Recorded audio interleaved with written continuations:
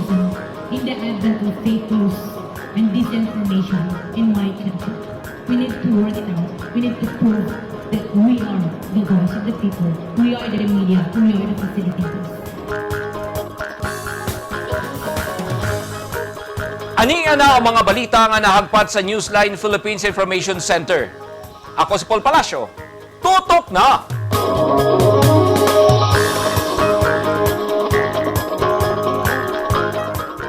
Sa mga headlines, Project Manager sa Samal Island Davao Connector Project nagpatabang kang Governor Edwin Hubahib alang sa right-of-way. 5 ka mga classroom sa usa ka eskwelahan sa Kidapawan City ug daw sa sunog.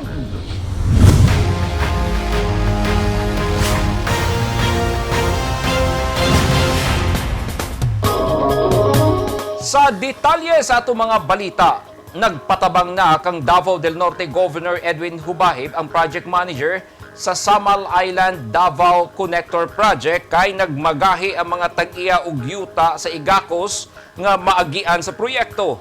Sumala sa project manager adunay 1 billion pesos nga pondo alang sa negosasyon sa right of way. Ani ang report?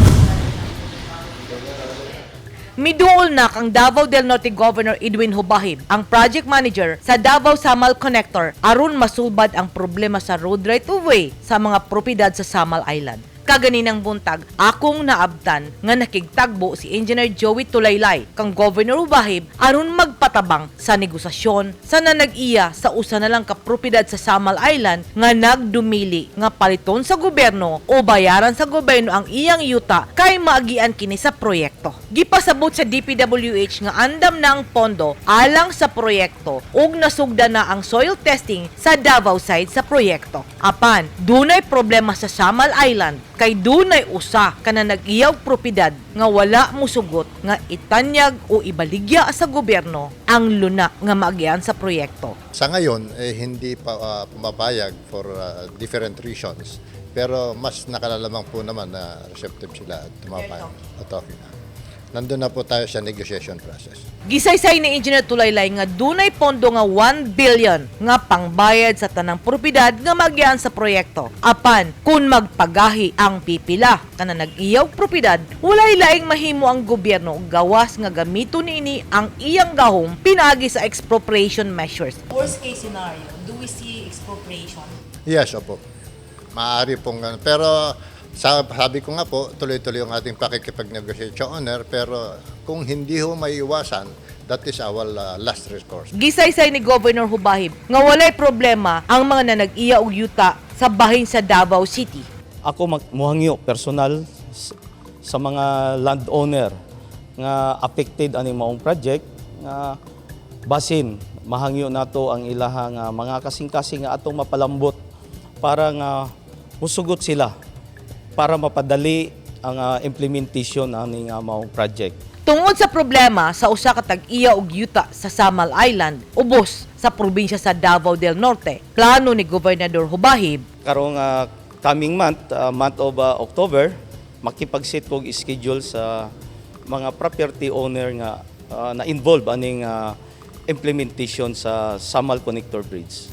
So gusto po nako madungog ang personally madungog nako ang ilang side para nga madiskusan kung unsa pod ang ilahang gusto nga protection pod sa ilahang establishment. So kailangan win-win solution lang ang atong himuon. sa katawan sa Davao Region ug sa tag-iya sa yuta. Dunay pagpasabot si Engineer Tulaylay. Sa mga apektado po ng proyekto, ay huwag niyo pong isipin na yung epekto personal sa inyo ng project.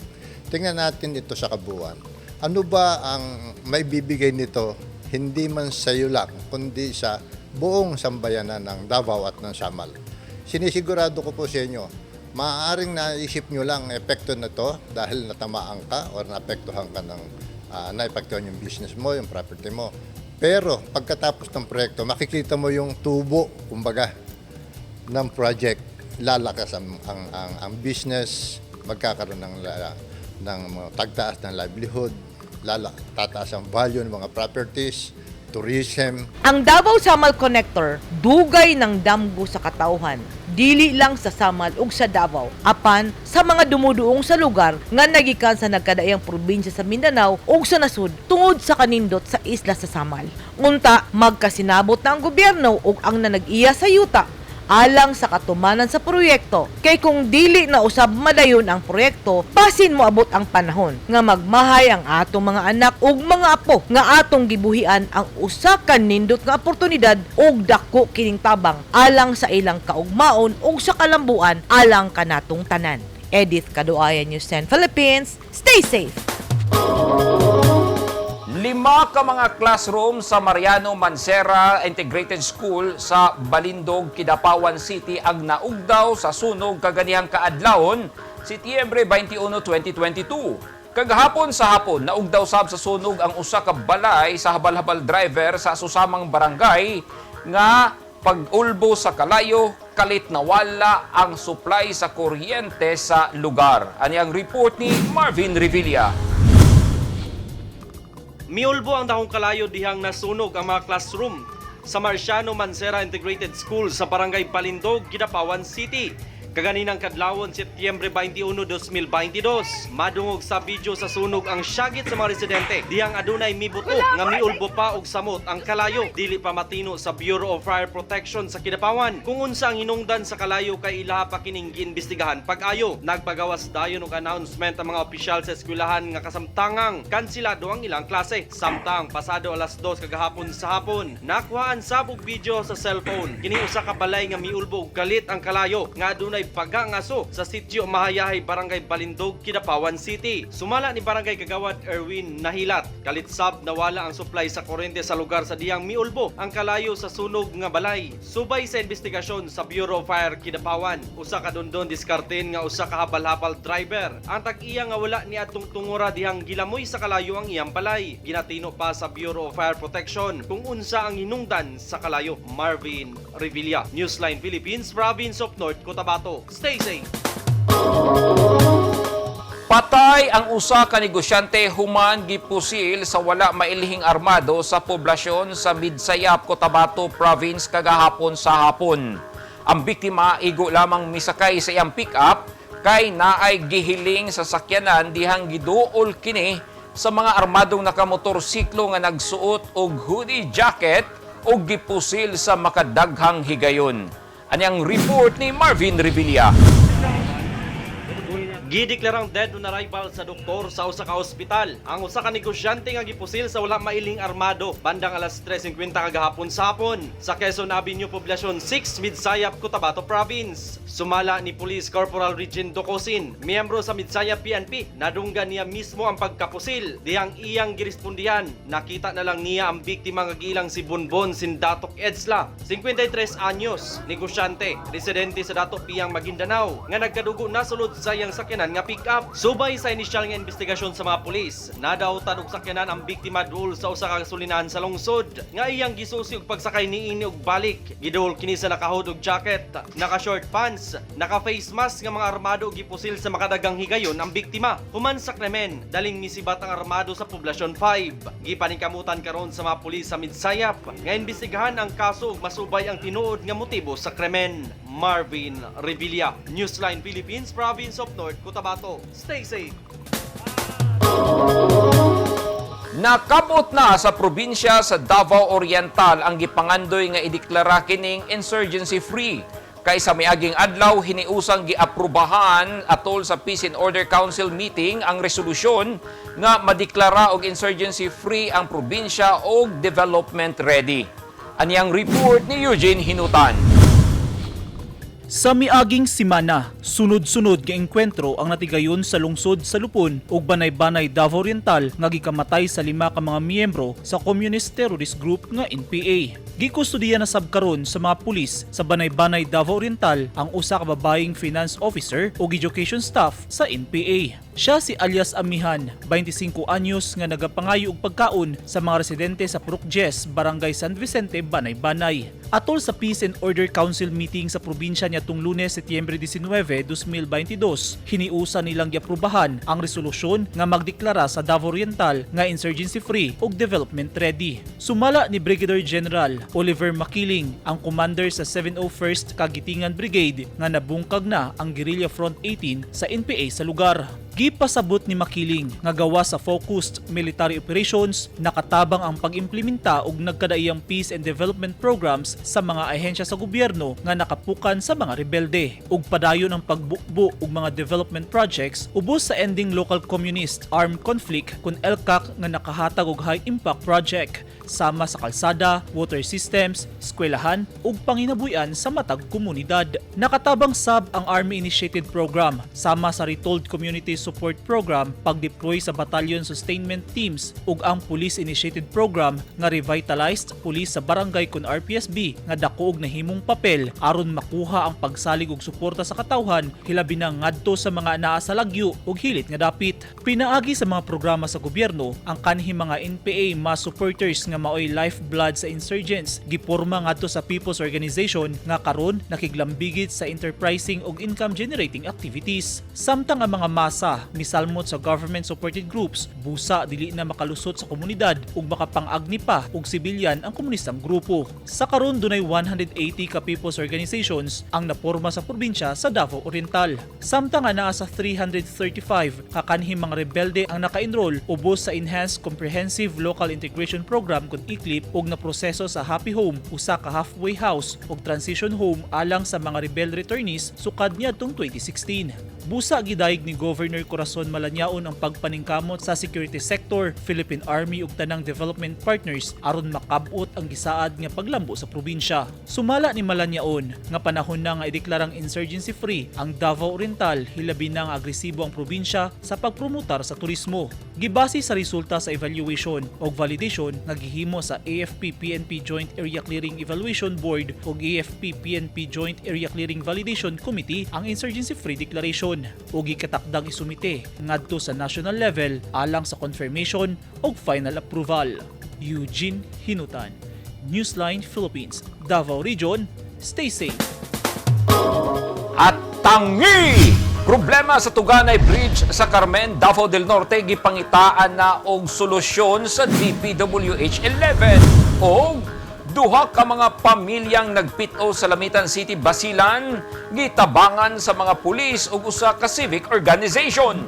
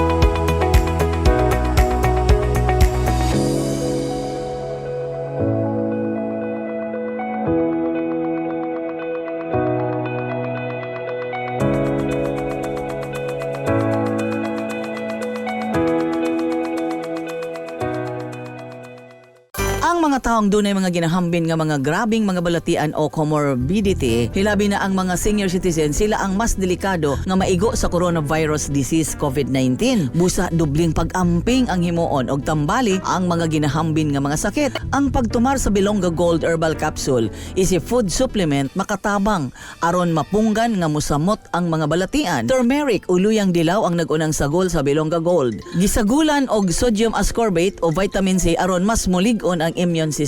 Ang Bilonga Gold Herbal Capsule mapalit sa mga butika.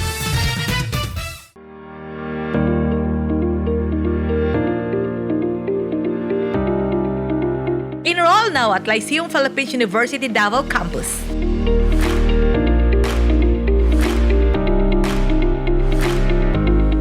Courses offered: College of Health and Sciences, BS Medical Technology, BS Pharmacy, College of Business and Accountancy, BS Accountancy, BS Administration, BS Management Accounting, BS Customs Administration, Bachelor of Arts and Sciences, Bachelor of Multimedia Arts, Bachelor of Forensic Science, College of International Tourism and Hospitality Management, BS Hospitality Management, BS Tourism Management. They also offer junior college and the following courses: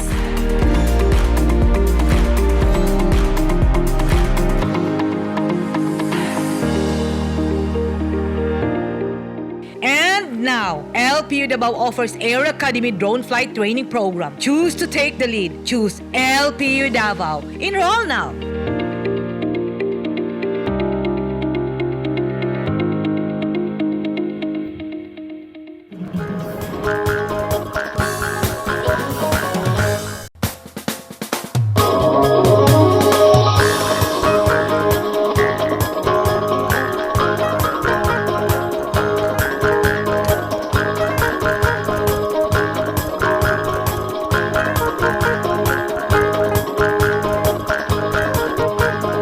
This portion is brought to you by Rizal Memorial Colleges.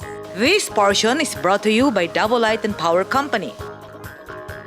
Naaresto na gyud sa mga pulis ang mga responsable sa pagtuli sa usa ka balay sa Lantawan, Basilan nga nahitabo 6 ka tuig na ang milabay.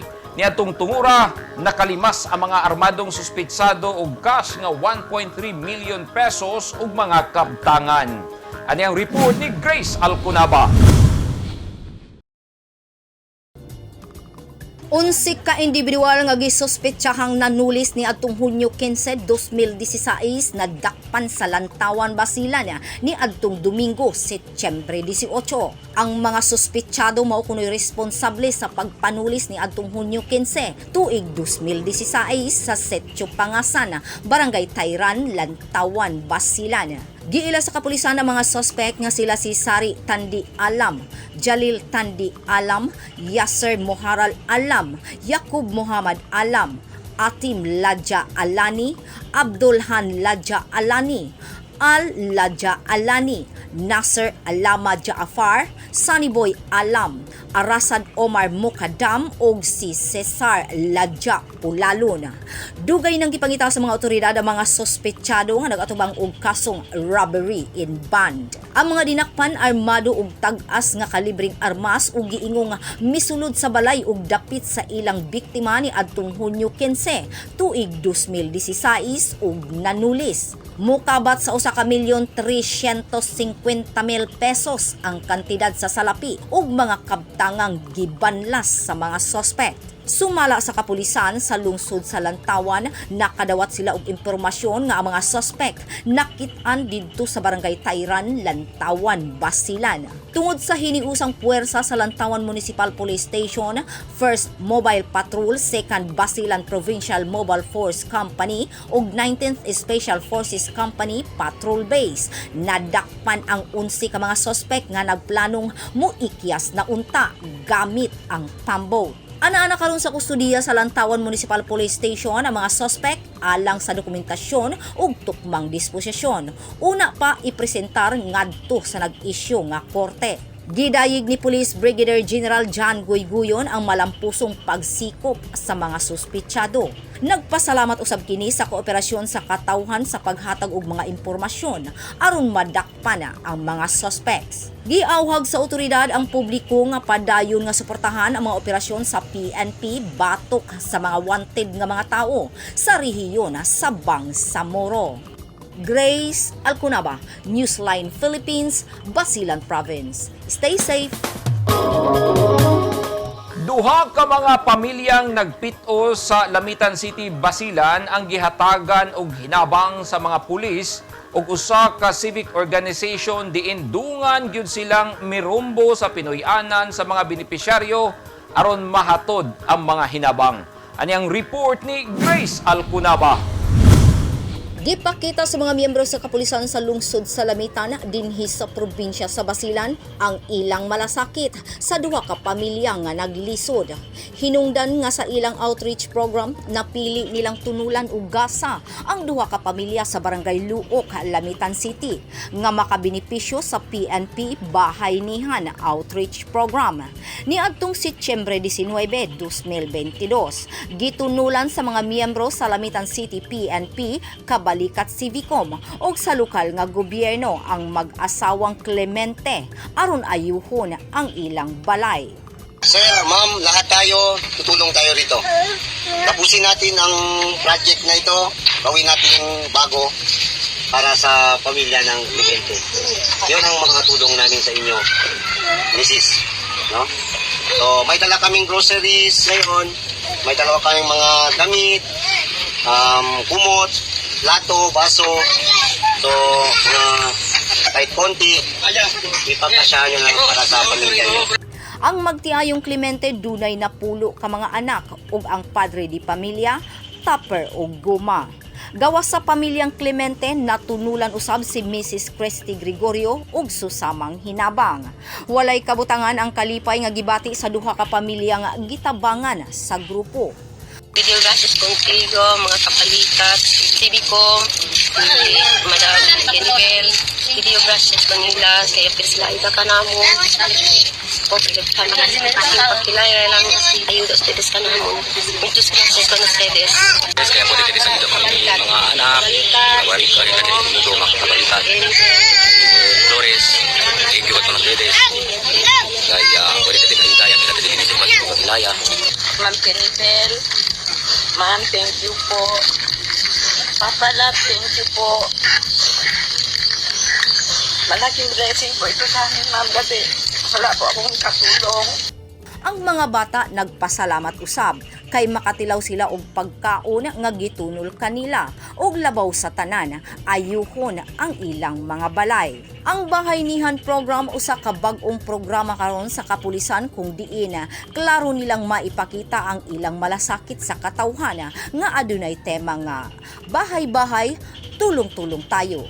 Kini usa ka collaboration project sa Lamitan City Police Station nga gipangunahan ni Police Lieutenant Colonel Arlan De Lompenes, hepe sa Lamitan City Police Office, ug sa Kabalikat Civicom nga gipanguluhan ni Mr. Gary Puyawan, presidente sa KB 824 Lamitan City Chapter.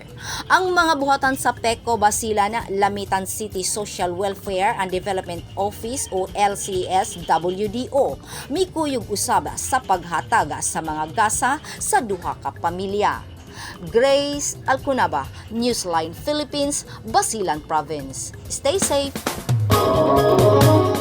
Gipaniguro karon sa Department of Public Works and Highways kung DPWH 11 nga masolusyonan ang problema sa mga motorista o mga residente nga muagi sa Tuganay Bridge sa Carmen, Davao del Norte. Wala pa gyud mahuman ang tulay hangtod karon diin usa lang ka pundasyon ang natukod. Ani ang report.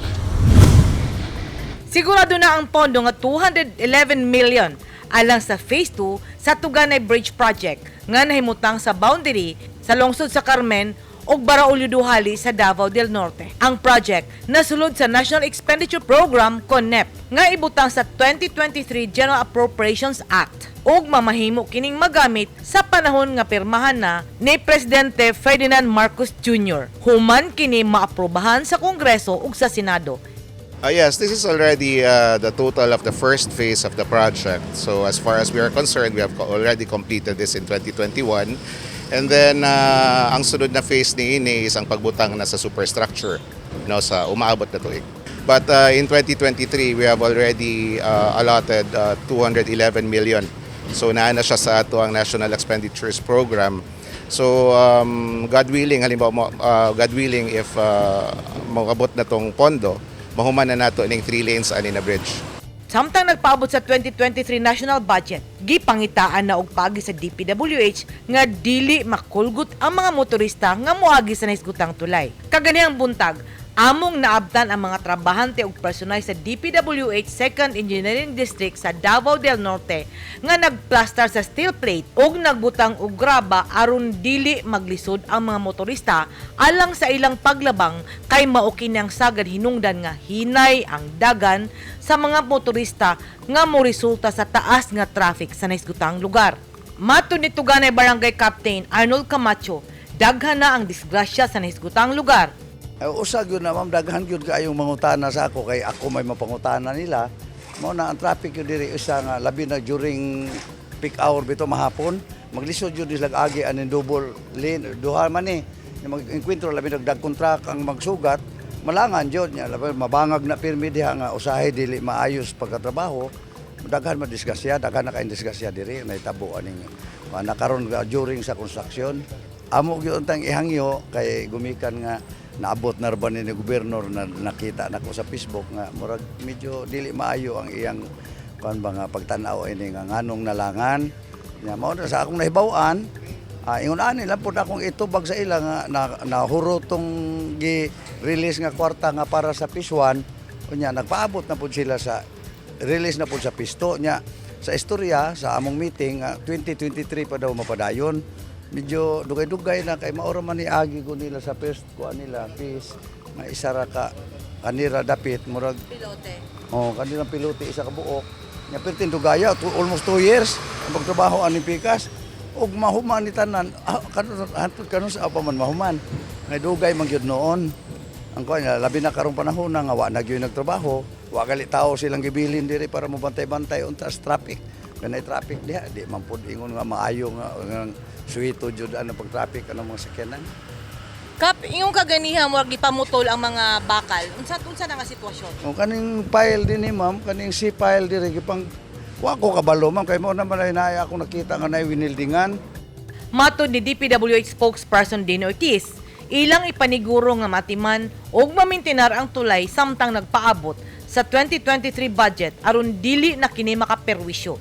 What we have done in the previous months and even until now, so nagabutang ta diri og mga tao, personal nato from DPWH maintenance to maintain the roadway. Labi na tong mga approaches nato every now and then. And also through the cooperation of the barangay LGU, naga-deploy pud sila og traffic traffic personnel para magmando sa traffic. Sa akong pagpangutana kang kapitan, kinsa ang kontraktor sa proyekto? Mo kini ang tubag ni Kapitan Camacho. Actually yun ni ma'am, kasi akong nakita dito sa ilang papilis during sa among meeting, Metrogear ang nakabutang sa heading, pero ang kuan nila, Lixal man ang nagdala diri, ambot subkontraktor ba na sila, gipa-subcontract sa Metrogear. Pero maura na ako naibawaan po ng bahin aning nagtrabaho. Nya sa nakita na ko diri gikan pag start nila, kuan jud ni kanang Lixal ang nagtrabaho. Lixal Construction. Ang Metrogear, usa ka construction company nga gipanagihan sa pamilya ni Tagum City Mayor Ray Uy ug sa iyang anak nga si Davao del Norte Vice Governor Di Oro Oyu Uy. Ang proyekto natigayon ubos sa joint project sa Metro Gear ug Lexal Construction ug giangkon kini ni Davao del Norte 2nd District Congressman Alan Duhali nga iyang proyekto. Gani matud sa iyang Chief of Staff nga si Hor Campo Redondo sa usa ka message sa Newsline, ila kuno gipaniguro nga masulod sa National Expenditure Program ang budget. Apan matud sa DPWH, walay tao nga ngayang muangkon sa proyekto kay ang kwarta nga gigamit niini kwarta sa katawhang Pilipino ug nasulod kini sa Annual Investment Plan sa Department of Public Works and Highways. Ang Phase 1 sa Tuganay Bridge may balor og 75 milyones ug kini usa lang ka pilote kon poste ang nahuman. Sa mga nagduda nga dunay treasure hunting nga nahitabo ubos sa tulay, mao kini ang tubag ni Barangay Kapitan Camacho. Nag-treasure ba ang ubang tao dinhi mismo sa site kung diin himuon ang tulay? Ang akong balay, ma'am, naara diya, ma'am, nakita na ko, trabaho raman, wala mo kita na nag-treasure. Wala yung ko kakita nga na nag-treasure. Dinhi nga kuan kay, sa tulay, trabaho, maniwa may treasure nga akong nakita. Ila pa akong gipasangin lang, nangayo lagbahin sa ako nga, naalagi daw mga gold. Wala mo ko kakita o sa itsura ng gold. Kap, diretsyon ta kag pangutana. Ang ginaingon sa mga tao, kung na-treasure, naibahin si Kapitan, na ba kay nadungog o ikaw mismo na ba kay partisipasyon sa kanang iyong pag-treasure aning lugar? Ay wala gyud ma'am sa akong ginaingon, wa man sa akong gibaw-an, wa may nag-treasure. Nya og partisipasyon ma'am og trabaho di man ko manghilabot. Tan-aw lang ko kung sa ako makita, i-report o kung sa mali nga ako makita, pero nga kuan basta wa jud ko kay balo nga na nag-treasure dinhi. Tungod sa perwisyo ug pagkalangay sa proyekto, dunay mensahe ang DPWH kang Governor Edwin Hubahib ug sa katawan nga ilang naperwisyo.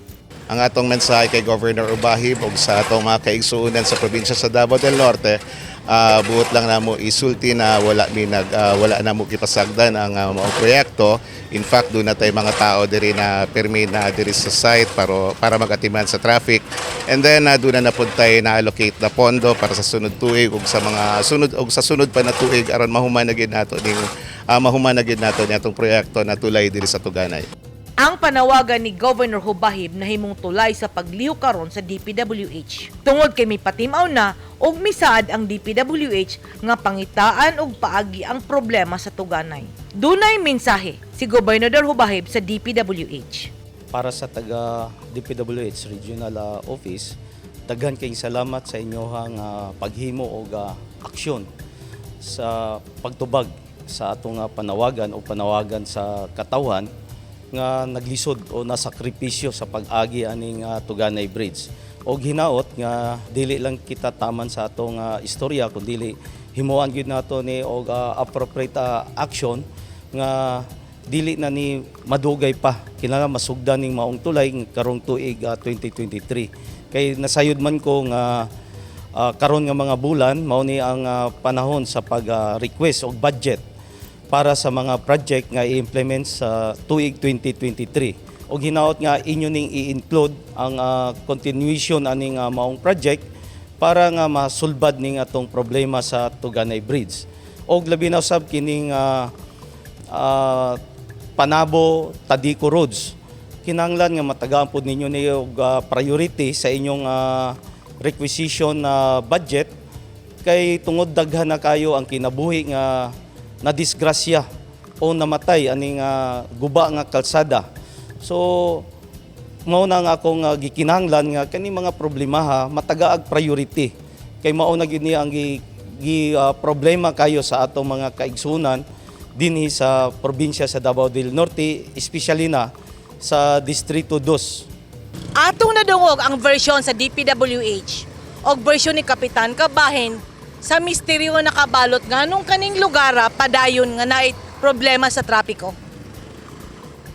Nadungog nato ang yaw-yaw ni Governor Edwin Hubahib ug nadungog usab nato nga ang proyekto gikuha sa pondo natong tanang mga Pilipino.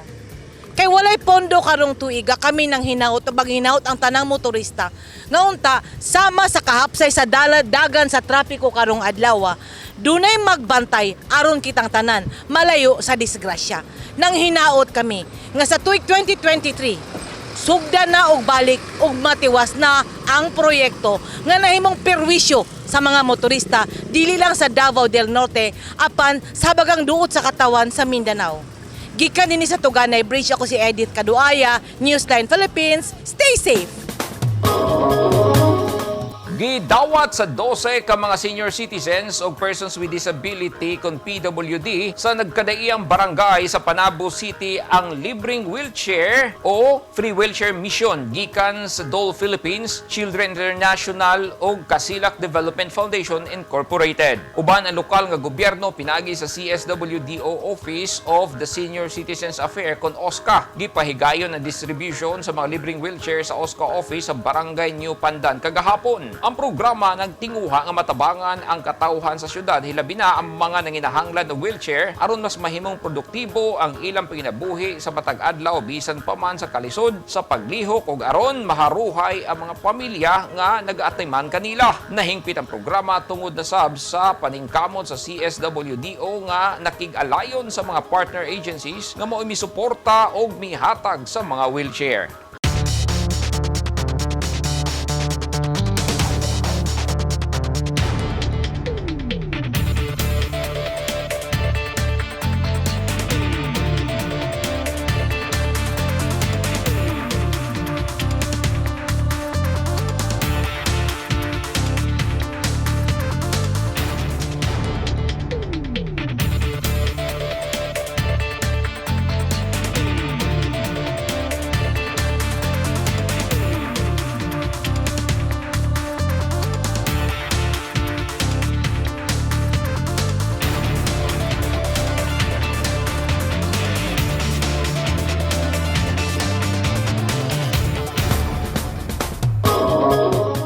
Kadto naghingpit sa mga balita nga nahagpat sa Newsline Philippines Information Center. Alang sa dugang mga balita, bisitaha ang website nga www.newsline.ph. Sa Facebook page, Instagram, newsline.ph. ug sa Twitter, newsline.ph.